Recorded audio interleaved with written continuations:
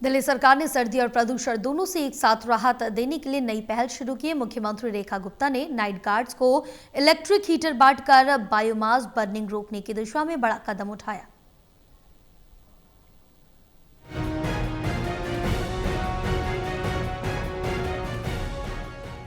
दिल्ली सरकार ने सर्दी और प्रदूषण दोनों की एक साथ राहत देने के लिए नई पहल शुरू की है। मुख्यमंत्री रेखा गुप्ता ने नाइट गार्ड्स को इलेक्ट्रिक हीटर बांटकर बायोमास बर्निंग रोकने की दिशा में बड़ा कदम उठाया। दिल्ली हाट पीतमपुरा में आयोजित कार्यक्रम में मुख्यमंत्री रेखा गुप्ता ने विभिन्न RWA को इलेक्ट्रिक हीटर वितरित किए। सरकार CSR फंडिंग के जरिए 10,000 से ज्यादा हीटर कॉलोनियों को देगी ताकि नाइट गार्ड्स अब लकड़ी या कोयला ना जलाए और दिल्ली की हवा को धुएं से राहत मिले। मुख्यमंत्री ने कहा कि दिल्ली सरकार प्रदूषण नियंत्रण के लिए बहुआयामी योजना पर काम कर रही है। जितने भी औद्योगिक इकाइयां हैं उनमें प्रदूषण को रोकने के लिए काम कर रहे हैं। हम आते ही हमने जो डस्ट मिटिगेशन प्लान है वो बनाया। ओपन बर्निंग के लिए ये जो स्टेप है कि ये लकड़ी ये कोयला ना जले, उसके लिए हमने ये जो हीटर आज CSR में हम दे रहे हैं DSI-DC के माध्यम से, ये सिंबॉलिक है। परंतु मैं पूरी दिल्ली की सभी RWA से और सभी संभ्रांत नागरिकों से ये कहना चाहती हूँ कि आप कहीं पे भी कूड़ा जलता हुआ देखें, लकड़ी जलती हुई देखें, तो कृपया करके अपने आप से इनिशिएटिव लेके उसे बंद कराएं।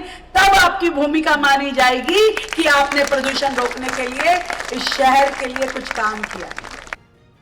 मुख्यमंत्री ने कहा कि सफाई प्रणाली, परिवहन, निर्माण स्थलों की निगरानी और आधुनिक मशीनरी के उपयोग के साथ दिल्ली सरकार वायु गुणवत्ता सुधारने के लिए कड़े कदम उठा रही। उन्होंने पूर्व सरकारों पर निशाना साधते हुए कहा कि पिछले 11 साल में प्रदूषण, यमुना सफाई और कूड़े के पहाड़ों पर ठोस काम नहीं हुआ। इस मौके पर रेखा गुप्ता ने कांग्रेस पार्टी पर भी निशाना साधा। उन्होंने कांग्रेस नेता सोनिया गांधी और राहुल गांधी पर हमला बोला। 27 साल तक जो सरकारें रही, 15 साल कांग्रेस की रही, 11 साल आम आदमी पार्टी की रही, पर कभी काम होते हुए लोगों ने नहीं देखा। लोगों को क्यों इतना पाइलअप हो गई, इतनी समस्याएं क्यों खड़ी हो गई, आज प्रदूषण इस स्तर पे क्यों आ गया। मैं आप लोगों से पूछना चाहती हूं कि आप एक काम मुझे बताइए जो केजरीवाल सरकार ने पॉल्यूशन को कम करने के लिए किया हो। Tell me one thing, one work, कोई एक काम कोई बता दे कि पिछली सरकार ने अपने 11 साल में किया हो। तो हीटर वितरण को सरकार ने जन सहभागिता का नया मॉडल बताया। दिल्ली सरकार का दावा है कि तकनीकी, नागरिक सहयोग और जिम्मेदार शासन के जरिए राजधानी को प्रदूषण मुक्त शहर बनाया जाएगा।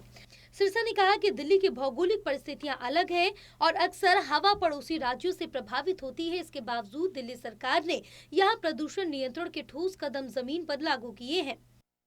दिल्ली के अंदर जो बायोमास बर्निंग होती है, जो ओपन बर्निंग होती है, उसको रोकने के लिए हमने एक प्रयास किया है। 10,000 हीटर हम दिल्ली में रेजिडेंट वेलफेयर एसोसिएशंस को दे रहे हैं ताकि वो जो हमारे चौकीदार भाई हैं, जो रात को गार्ड हैं, हमारी चौकीदारी करते हैं, उन लोगों को रात सर्दी में लकड़ी ना जलानी पड़े, इसका इंतजाम दिया गया है। ये एक शुरुआत है।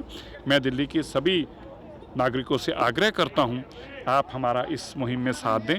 दिल्ली का प्रदूषण हम मिलकर ही लड़ सकते हैं। इस लड़ाई को, ये युद्ध जो है पोल्यूशन के खिलाफ हम लड़ रहे हैं, इसमें हमारा सहयोग दें।